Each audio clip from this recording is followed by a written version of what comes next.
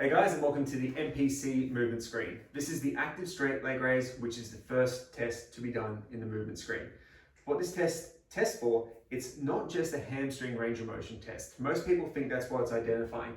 What it is doing, it's identifying hip flexion of the tested leg, hip extension of the leg that stays down on the ground, the ability of the core to stabilize the pelvis, and it will help with look at rib cage position and also hamstring tightness. So how we perform the test, we get the client laying down. You can do it on the table or the ground. You get them to put their hands just out to the side with their palms up. The reason we do that is so they can't push down into the ground and create artificial stability. When they're holding their hands up, it's very hard to do that. And what you do is you instruct the client how to do the test. So you don't show, you instruct. If you show the clients how to do the test, they're going to know exactly what you're looking for. So what kind of outcome you want to achieve. And that's not really the point of testing. So from here, you get the client to then pull both toes towards their head, like that, and we always start in the same position so we have consistency for testing. For our measurement, what we do is we get our fingers, we get our pinky, and we put one on the anterior, inferior iliac spine, so the pelvic bone, and just above the patella. With our thumbs, we bring them together and we find the halfway point. You can mark this with a stick. I prefer just to kind of mark it with my foot or my hand, so I don't give the clients any clues of what they're going for. From here, what we do is we instruct the client to slowly lift one leg off the ground, normally we tell them what leg, and keep the other leg perfectly flat in the ground. We stop the test when we see movement at the other leg. So Mark, can I get you to slowly lift your left leg off the ground?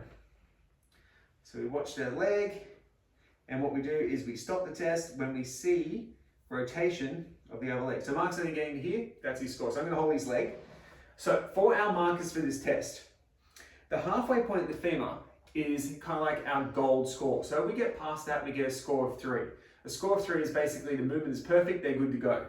A score of 2 is when the ankle, the lateral malleolus, so from your angle you can see it here, falls between the knee and halfway point of the femur. A score of 2 means they can do that movement pattern that this tests for. So this tests for the deadlift. A score of 1 is when the malleolus does not get past the line of the knee. A score of 1 basically indicates the client doesn't have the movement capacity to be able to do any deadlifting variations until they get to a 2. And then finally, a score of 0 is when they have pain. So Mark, did you experience any pain? Cool. So we stop the test when we see a few things. We see the knee either bending as the leg comes up. So as they come up, we get like a bend in the knee, which indicates they've lost hamstring range of motion. Or we see an external rotation of the pelvis. So if I lift Mark's leg up here, you can be a dead weight here. What will happen over a period of time is we can see his foot starting to rotate out here. This means he's lost range of motion through the hip joint, so his ability to flex his hips. And what's happened is he's opening up his pelvis to get a little bit more range of motion. That is how you perform the active straight leg raise and all the associated scores for it.